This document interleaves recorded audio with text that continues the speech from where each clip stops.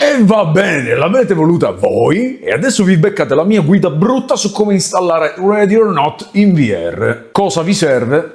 Il gioco. E non fate le merde. Acquistatelo, anche perché se volete potete risparmiare il 50% acquistandolo tramite il link che vi lascio nel primo commento. Un PC per far girare il gioco in VR e quindi per esperienza vi suggerisco almeno una 3060 Ti o Super e poi alcuni archivi da scaricare, ma andiamo per step. Innanzitutto arrivate fino alla fine di questo video, lasciate un like e iscrivetevi se volete continuare a ricevere i miei contenuti. Anche perché come vedete copro una vastità di gusti e necessità, quindi nella baia ce n'è veramente per tutti ragazzi. Beh, ma salpiamo subito e quindi sigla! La baia di Ben! La baia di Ben!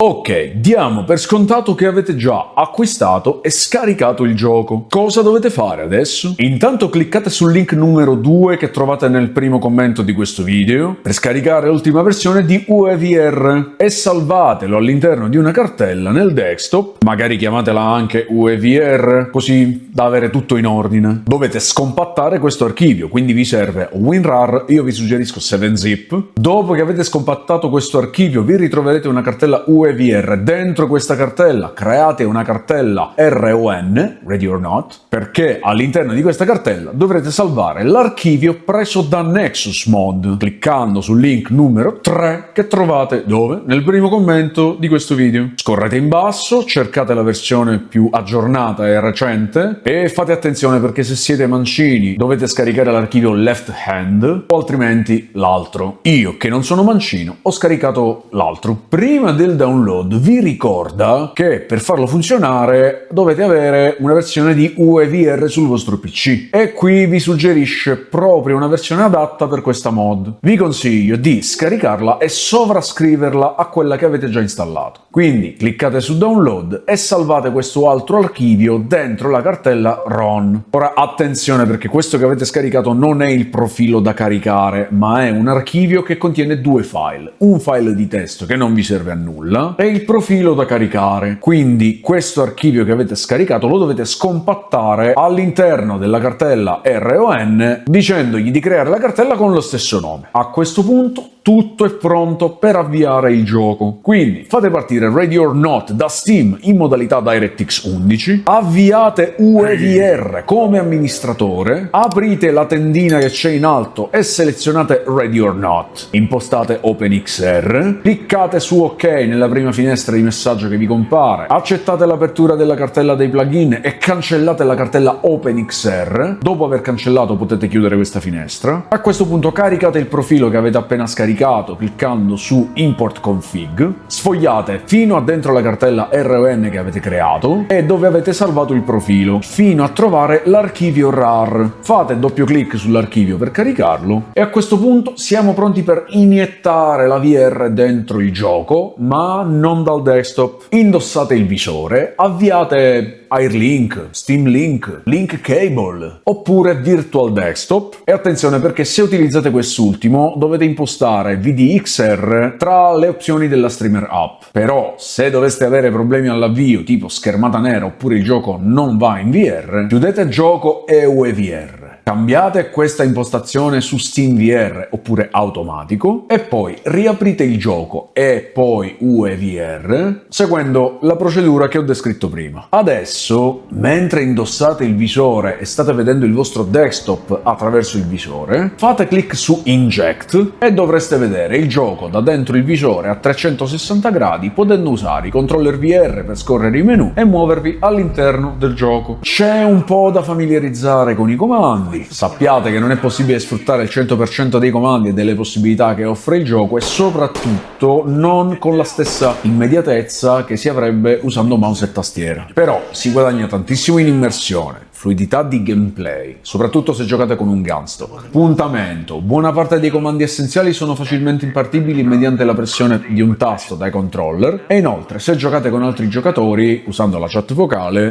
non avete bisogno del prompt dei comandi perché state usando la vostra voce. Bene ragazzi, quindi fatemi sapere tra i commenti se siete riusciti a installare correttamente la mod e se state giocando in modo più o meno fluido. Ragazzi, abbassate al minimo i settaggi dal gioco ancora prima di inviarlo in VR e poi, un po' per volta, aumentate qualcosina fino a ottenere un buon compromesso tra qualità grafica e prestazioni. E ricordate che mentre usate una mod VR, il vostro PC sta lavorando circa 3 volte in più rispetto a un gioco flat, ma soprattutto sta lavorando più di un gioco nativo VR ottimizzato per PC. Quindi anche se avete PC belli grossi, ragazzi, non sparate tutto al massimo perché comunque il PC soffre. Bene, dico che mi merito un like, la vostra iscrizione e qualche doblone nel forziere della baia tramite il tasto grazie che trovate sotto al video, no? E quindi fatevi sotto, ciurma! Poi se volete giocare, sappiamo che abbiamo una squadretta su Ready or Not con la quale ci ritroviamo spesso per sparare a un po' di cattivi. Quindi entrate nel gruppo Telegram, del quale vi lascio il link nella descrizione del video. E a questo punto, grazie per la visione completa, dal vostro Capitano Ben è tutto. Vi aspetto nella baia, un saluto marmaglia.